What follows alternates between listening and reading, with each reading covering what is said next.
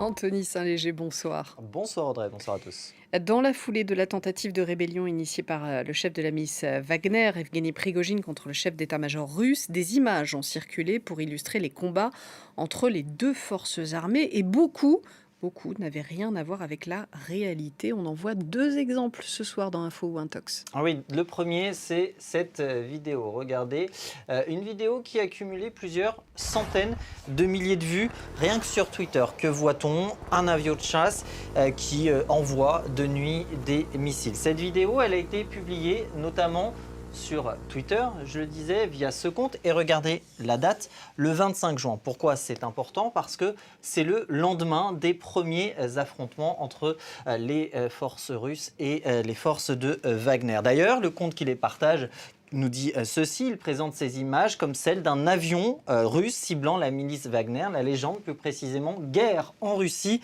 L'armée de l'air russe engage les troupes terrestres de Wagner.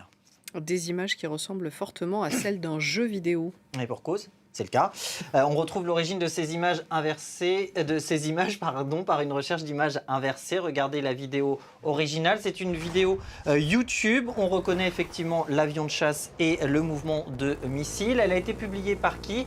Eh bien, par cette chaîne YouTube. La voici, je vous le disais, en date du 29 janvier 2021. Le nom de cette chaîne, c'est Compared Comparison. Et regardez ce que c'est. Elle se présente comme une création de films cinématographiques modernes, de films militaires cinématographiques modernes, en utilisant, regardez bien, Arma 3. Arma 3, le nom de ce fameux jeu de simulation militaire dont l'auteur de la légende nous dit bien que les graphismes sont très bons. C'est ce qu'il nous dit par exemple ici. De le répéter ici et de même parler de ces mods, ce système de modding qui permet donc d'offrir la possibilité aux utilisateurs de recréer exactement les scènes de combat qu'ils souhaitent. Alors des supercheries que peut-être les amateurs de jeux vidéo ou même les téléspectateurs assidus d'Info ou Intox avaient repéré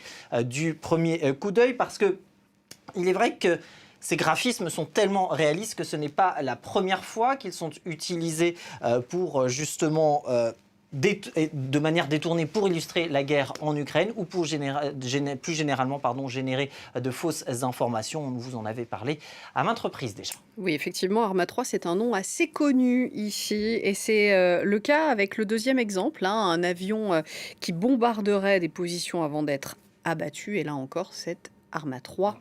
Effectivement, sur cette deuxième vidéo qui, elle, a cumulé, qui avoisine les 600 000 vues sur Twitter, on voit un avion de chasse très semblable, qui va lui aussi envoyer des missiles et surtout, vers la fin, être visé lui-même et détruit par des missiles.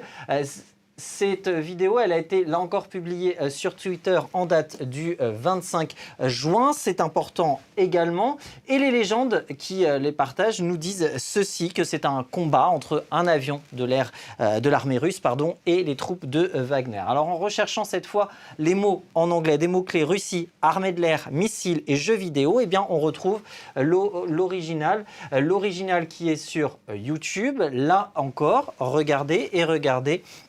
On nous parle d'Arma et effectivement, il provient, ce jeu vidéo, en tout cas cette séquence vidéo, de cette chaîne YouTube. Elle a été publiée en mars dernier, une chaîne qui se présente, là encore, c'est écrit dessus, comme une simulation de jeu virtuel fondée sur Arma.